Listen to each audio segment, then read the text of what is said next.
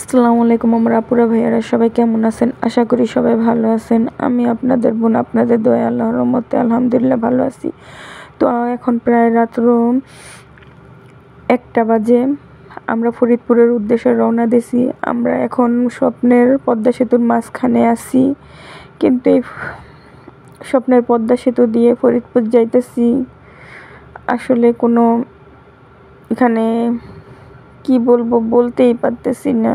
আজকে আমার খালাম্মা মারা গেছে, আজকে 14 তারিখ।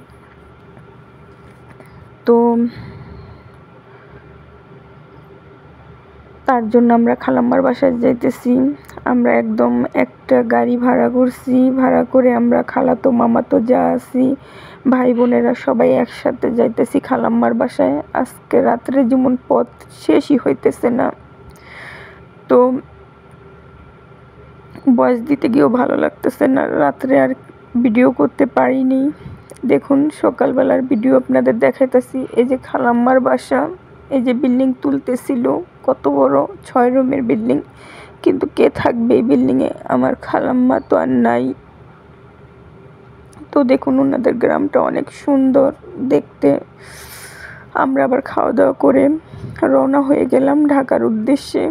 দেখুন সাইডে ধান ক্ষেত অনেক, এখানকার দৃশ্যটা অনেক সুন্দর। কি বলবো, মানে যদি নিজের চোখে দেখা যায় তো তাহলে বোঝা যায় তো যে এখানকার দৃশ্যগুলো কতটা সুন্দর। আর আমি এখন ভয়েস দিতে গিয়েও ভয়েস দিতে পারতেছি না, বারবার আমার খালাম্মার কথা মনে পড়ে যেতেছে।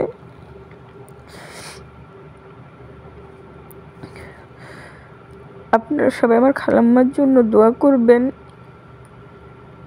আল্লাহ পাক রব্বুল আলামিন যেমন আমার খালাম্মারে বেহেশত নসিব করে।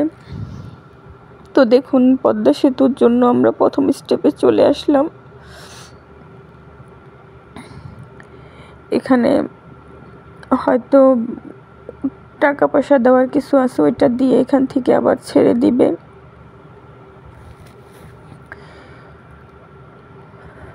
তো দেখুন এখানকার কাজ শেষ হয়ে গেছে, আমরা আবার রওনা হলাম। গাড়ি ছেড়ে দিছে। আমরা আসতেছিলাম এসি বাস দিয়ে, এই জন্য আয়নার ভিতর থেকে ভিডিও ক্লিপগুলো করা, এই জন্য ক্লিয়ার আসে নাই। আসলে এখানকার দৃশ্যগুলো কিন্তু মাশাআল্লাহ অনেক সুন্দর। আমি ভেবে পাইতেছি না যে কি কথার পরে কি কথা বলবো, আমার কোনো কথাই আসতেছে না। তো দেখুন আমরা পদ্মা সেতুর মধ্যে আবার উঠে গেলাম। পদ্মা সেতুর সাইডের দৃশ্যগুলো অনেকই সুন্দর।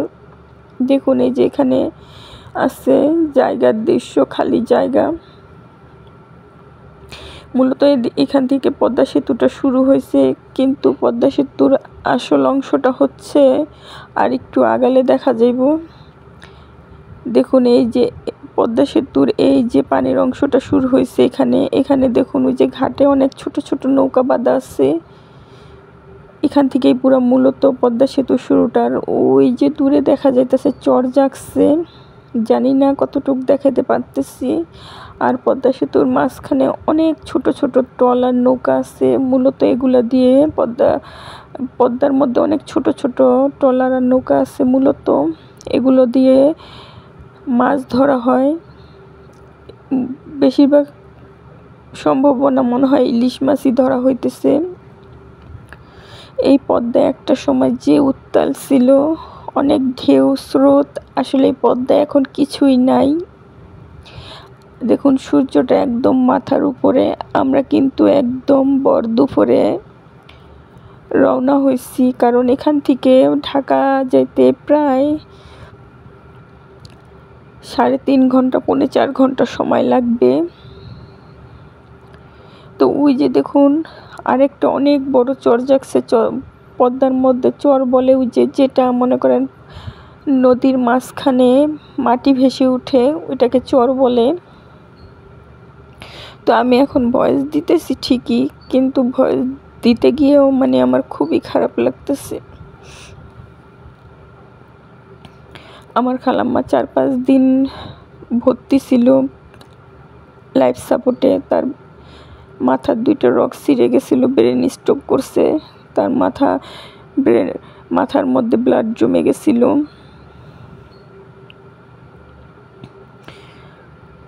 তো দেখুন এই যে পাশে দেখুন আরেকটা চর জাগছে, কত বড় এই চরটা, কিন্তু অনেক বড়।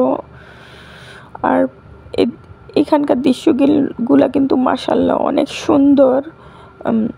আমি খুব সুন্দর করে তুলে ধরতে পারিনি, কিন্তু মানে দেখলে দৃশ্যটা খুবই সুন্দর। আর পদ্মা সেতুর তো কোনো তুলনাই হয় না। দেখুন সূর্যটা একদম অস্ত যাইতেছে। দেখুন এই যে পদ্মা সেতুটা একদম শেষ পর্যায়ে, দেখুন এই যে পদ্মা সেতুর পানির অংশটা শেষ। এইখানকার দৃশ্যগুলো খুবই সুন্দর।